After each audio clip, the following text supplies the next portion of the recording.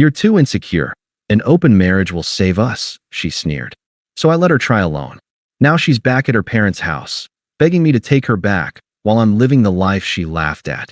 Hey viewers, before we move on to the video, please make sure to subscribe to the channel and hit the like button if you want to see more stories like this. Thanks. I'll be honest, I never thought I'd be the guy writing one of these stories. I always thought if you gave your partner everything you could, built a stable home, and put them first, they'd see the value in that. They'd stay. I met Laura in college. She was the loud, vibrant one in every room, the kind of girl who could turn a coffee run into a full-blown adventure. Me? I was quieter, more focused. I worked 2 part-time jobs while finishing my degree, and she loved to joke about how I was the serious one. Somehow, we balanced each other out.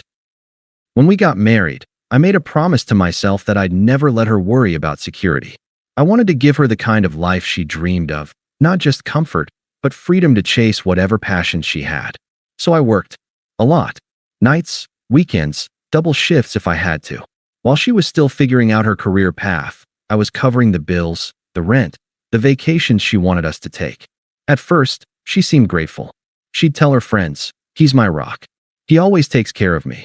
And I believed that was enough. But somewhere along the way, things started shifting.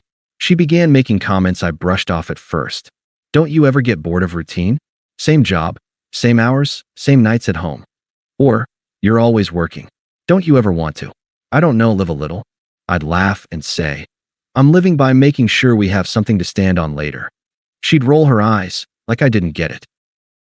There were nights she'd come home from hanging out with her friends, buzzing with energy, telling me about some new couple she met who didn't believe in limits, or how people our age don't want to be tied down so soon.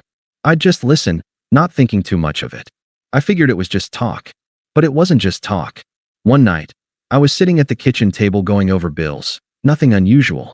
She came in, poured herself a glass of wine, and leaned against the counter, watching me with this strange expression. "You ever think about how maybe we rushed into this?" she asked suddenly. I looked up, confused. "Rushed into what? Getting married?" She shrugged. "I mean, we were young. You went straight into working like crazy. I feel like I missed out on something." That hit me harder than I wanted to admit. I told her, "I thought we were building something together. I thought this is what you wanted." She didn't answer, just sipped her wine and walked away. Little by little, she stopped talking about our future and started talking about what she felt like she was missing. Meanwhile, I was bending myself backwards trying to give her stability. Vacations? I paid for them. New car when hers broke down? I covered it. Even when she wanted to cut her hours at work because it was too stressful, I told her I'd handle the difference. I thought being a good husband meant shouldering whatever I could so she didn't have to. What I didn't see, or maybe refused to see, was that she wasn't looking at me with gratitude anymore. She was looking at me like I was the anchor holding her back from the excitement she thought she deserved. And that's where things started to unravel. It happened on a Tuesday night. I came home from work later than usual, tired, but relieved I had finally cleared a big project at the office.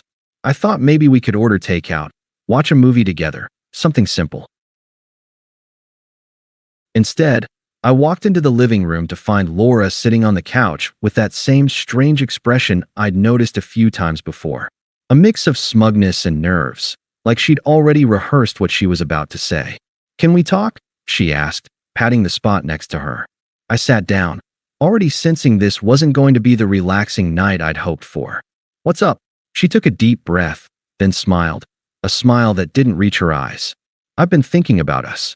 About our marriage." My stomach tightened. "Okay, I feel like we're stuck," she began. "You're always working, always planning, always being so responsible. Which is great, don't get me wrong. But I need more. I need excitement. Passion. I don't want to look back in 10 years and feel like I missed out." I stayed quiet, letting her continue. She leaned closer, her tone turning oddly chipper. "So, I've been reading about this thing, and I think it could save us. An open marriage." I blinked, not sure if I'd heard right. "Excuse me. An open marriage," she repeated, as if she were suggesting a new Netflix show to binge. "It would fix everything. You wouldn't have to worry about me feeling trapped, and I'd get to explore. You'd still be my husband, my number one. But I could also, you know, have fun. I stared at her. She actually looked excited, like she'd just handed me a brilliant solution. You're serious? Of course I'm serious, she said. Almost offended I questioned it. This is how couples make it work now. It's modern. It's progressive. And honestly, if you can't handle that, it kind of proves my point. I frowned. Your point? That you're insecure, she shot back. You're always trying to control things by working nonstop, by planning every detail. But real love doesn't need to be locked down. If you were confident in us, in me, you'd let me do this. If you can't, then maybe you're just weak. There it was. The knife, twisted with a smile. I sat there in silence for a moment, hearing my own heartbeat in my ears.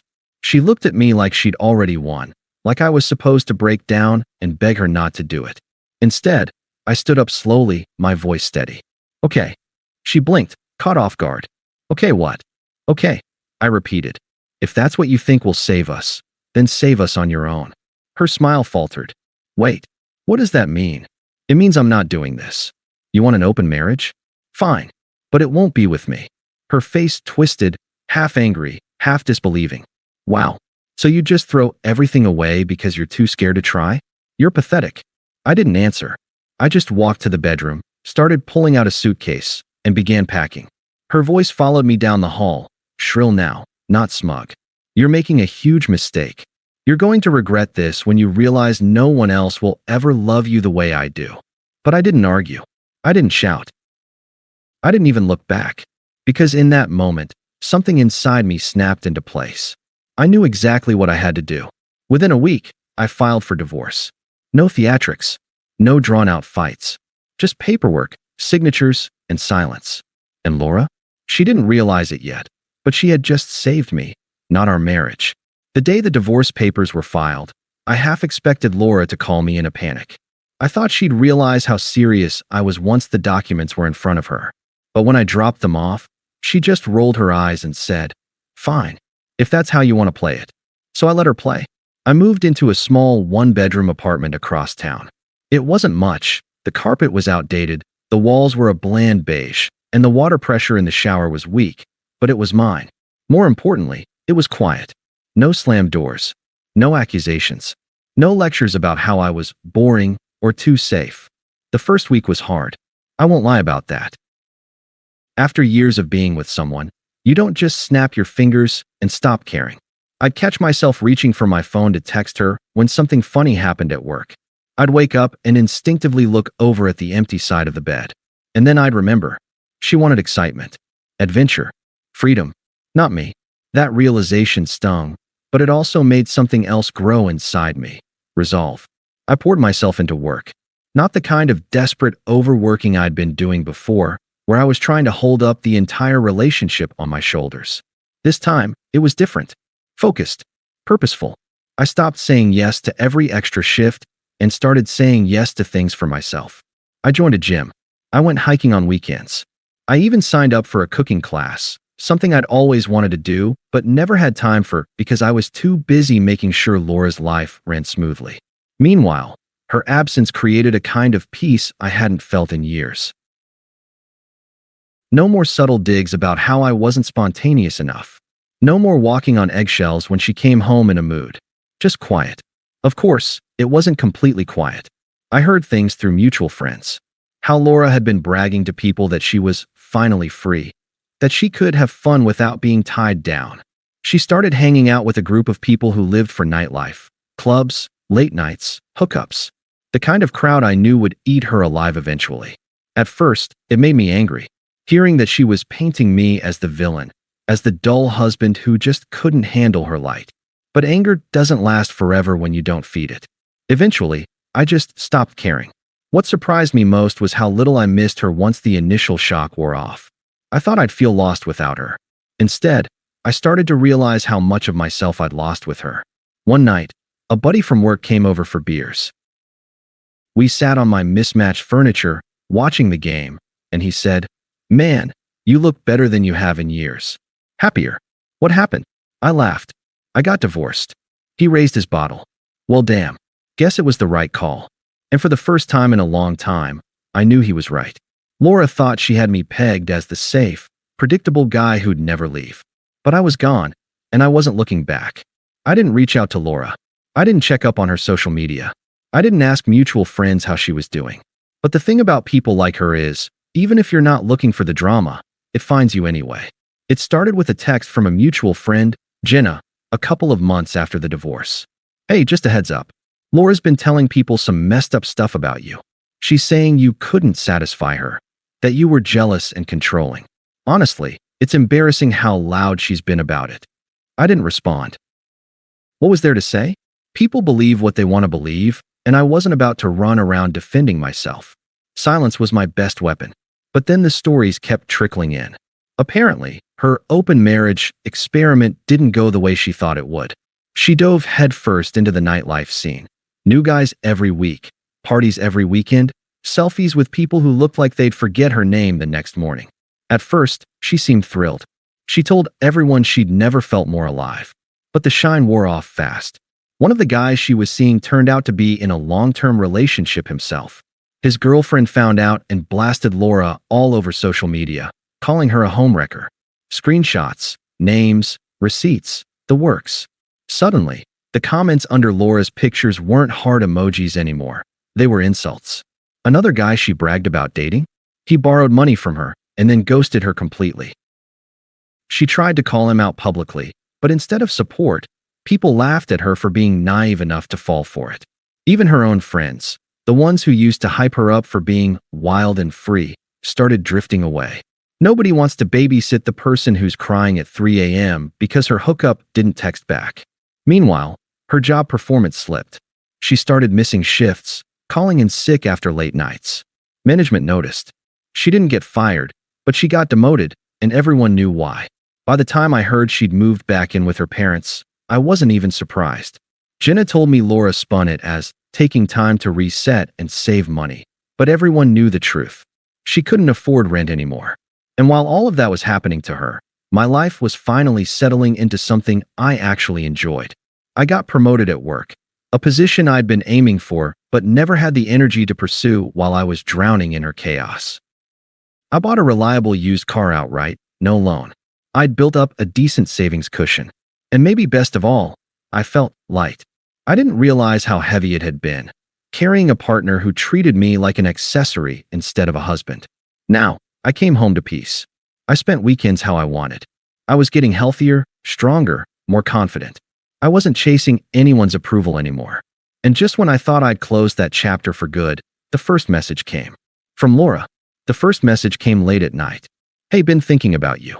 We should talk. I ignored it. A week later, I miss us. I know we can work through this. That whole open marriage thing. I wasn't serious, not really. I was just scared of settling. Silence from me. Then came the calls. At first, casual. Then desperate. Then angry. One voicemail still stands out. You think you're better than me now, don't you? With your little job and your boring life. Newsflash, you'll never find someone who knows you like I do. I didn't respond. The last time she tried was in person. She showed up outside my apartment, hair a mess, tears streaking her face. Please, she begged, grabbing my arm. I was stupid, okay? I thought I needed more, but all I really needed was you. Can't we just start over? I looked at her, the same woman who once laughed in my face and called me weak. She didn't look powerful anymore. She looked lost. No, Laura, I said, calm and steady. You wanted to save us on your own. And you did, by showing me exactly who you are. I don't want that in my life anymore. Her expression twisted, desperation flipping into rage. You'll regret this. No one will ever love you the way I did. I smiled faintly. That's exactly the point. Then I walked back inside and closed the door. And just like that, she was out of my life for good. Thanks for watching. Make sure to subscribe to the channel and hit the like button. What do you think about this story? Share it in the comments.